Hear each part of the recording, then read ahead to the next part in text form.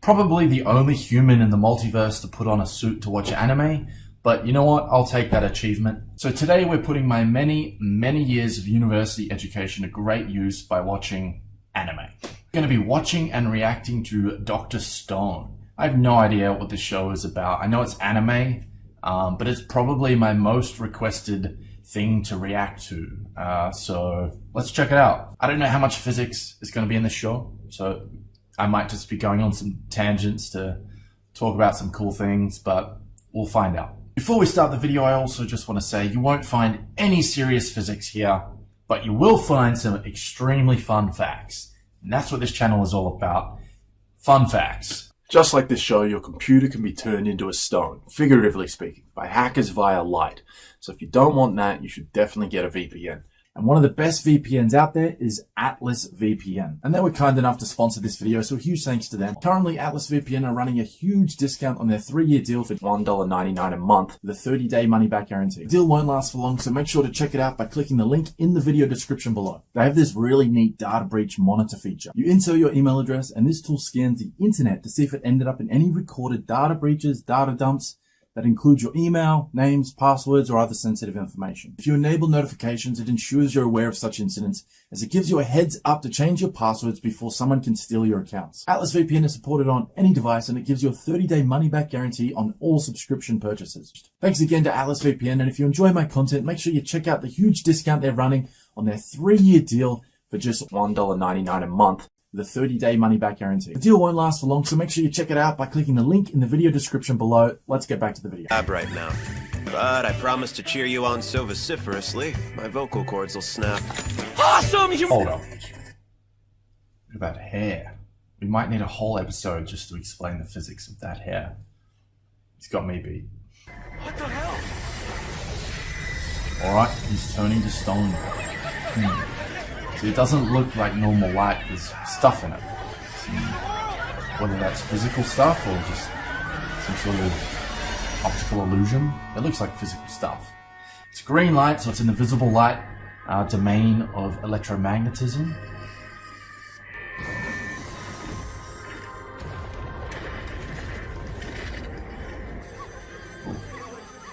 Alright, so there's a dog.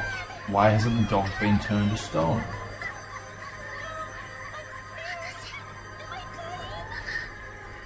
So, would this be possible in real life? Is it possible to turn people to stone with nothing but light?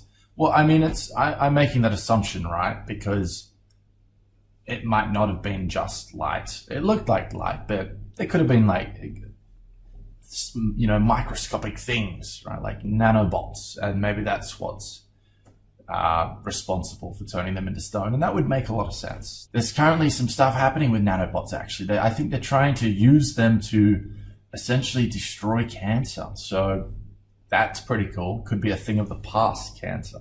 I also was reading a study recently how they're using nanobots to help beat heart disease.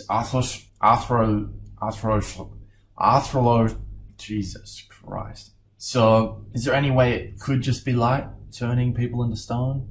Nothing that I'm aware of. I mean, light is hella mysterious itself. Do we have a pretty good understanding of it? It seems so, but there's also some really crazy things about light. Like, it's got a bunch of insane properties. For instance, did you know that we don't think time passes for light? Yeah. It also is made up of things that have zero mass, right? Just think about that first one for a minute. If light doesn't experience time, it means it's everywhere and anywhere instantaneously.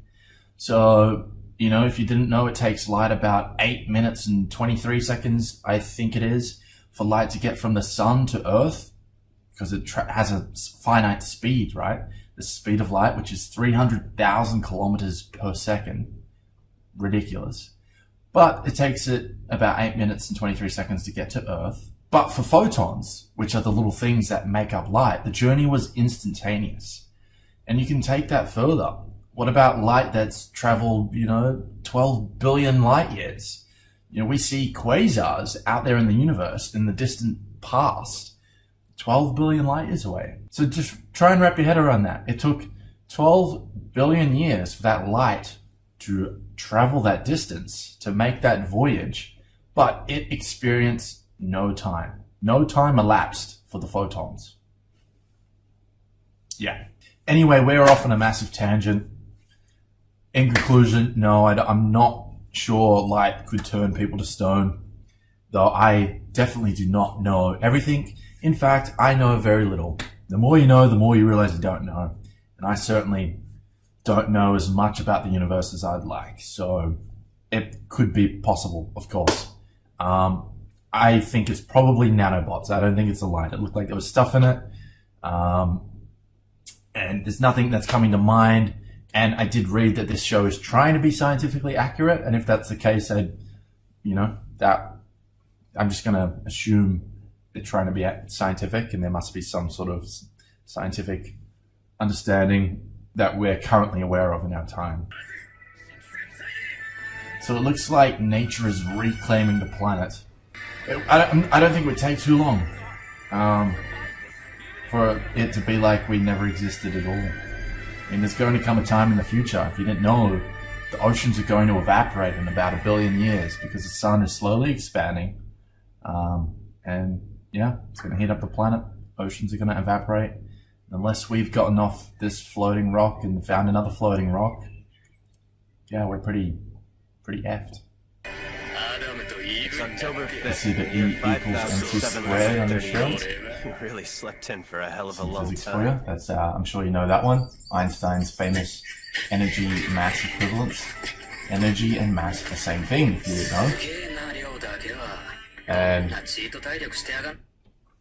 because it's mass times the speed of light squared, for a very little bit of mass, you get a lot of energy. Because the speed of light is 300,000 kilometers per second. And you square that, times it by a very small number, and you've got a hell of a lot of energy. Which is why atomic bombs are so awful. So is this guy, like, what sort of scientist is he? Can someone let me know in the comments? Is he a physicist? Is he an engineer? Just knows everything somehow.